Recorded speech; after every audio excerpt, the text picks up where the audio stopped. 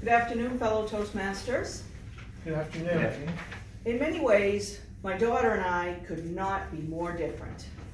I've always been a bit shy and introverted. My daughter Chrissy is outgoing, friendly, extroverted. But our communication style is actually very similar. We're both direct in our communications with others. Chrissy and I both like to be seen as focused and decisive. We are impatient with people who can't make up their minds. We appreciate clear results that are in line with our goals. The best way to motivate us is with a specific challenge. We can be competitive and ambitious and a bit strong-willed. Delegating comes easily to us, but we're also quickly frustrated if those we depend on fail us and we feel out of control. These are all aspects of the direct communication style. Working independently or on a team, we prefer a busy, structured environment. We both demand there's a right way to do things, the most efficient way, also known as our way. Once when driving to Grammy's for Thanksgiving, I got pulled over for speeding. After getting a ticket written up while we were driving away, she decisively told me, "Next time, don't go so fast, Mommy." I spent most of her young life raising her as a single mother. When she was young, I avoided having her meet any of my dates, but one time she did meet a big biker dude I was dating. Fortunately, she waited until we were no longer with him to say, "Mommy, he was a big fat guy." At age 4, she was confident enough to speak her mind. At age 6, my daughter had to have major surgery at Mass General Hospital. She was on a high floor facing the beautiful Charles River. She spent the first few days confined to the bed. The first thing she did when she was told she could get up was walk to the window and look out. "Mommy, I just had to see that great view everyone was talking about." Lying in that bed, scared, in pain, she focused on the goal of seeing that view as soon as possible.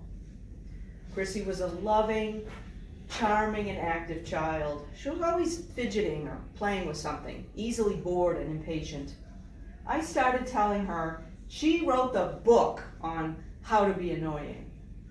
Bright child that she is, one day she replied to me, "Yes, and chapter 1 starts with always be making noise." Obviously, she has my sense of humor. From there on, that became one of our running gags. We built on that concept over the years. We decided it was too much information for one book and started talking about the How to Be Annoying encyclopedia. She claimed to have a call-in radio show.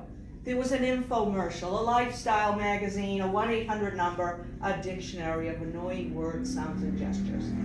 We are still competing to see who can come up with the next original slant on this gag. My daughter is an avid reader like me. We've shared books since she was a teenager.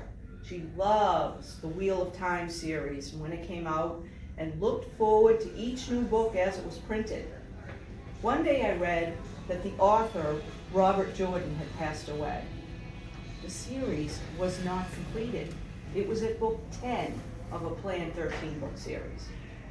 When I called and told her the bad news, she said, "He can't be dead. The series isn't finished.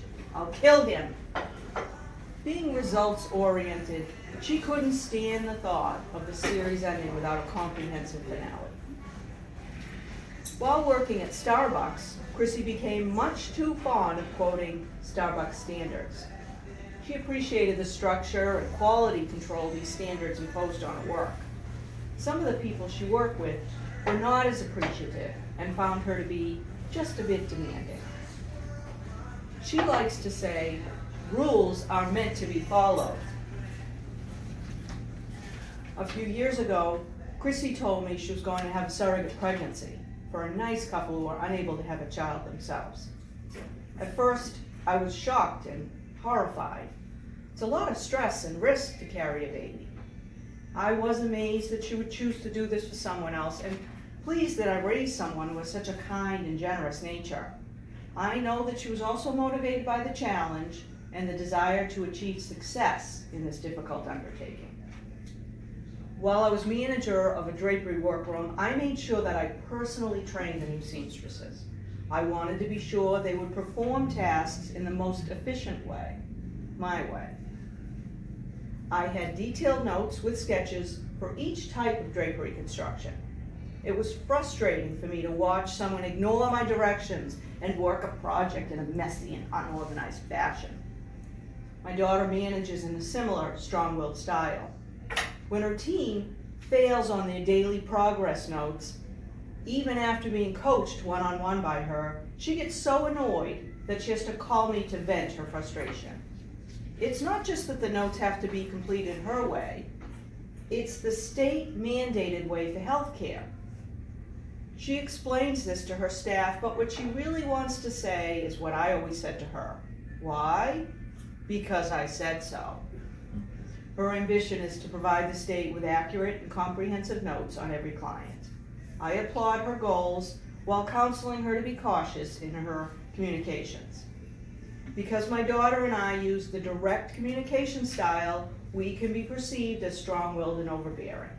Occasionally impatient when bored, we measure our progress by accomplishments and meeting challenges. We need to be careful. Our ambition, our competitive nature, and desire for control can lead us to micromanagement or being overly critical of others. My daughter tells me she frequently has to hold back when someone makes a mistake. She has to stop herself from saying what I always told her when she apologized for a misdeed. Don't be sorry, just don't do it again. This is what I have. Thank you. Yay. Great job. Thank you.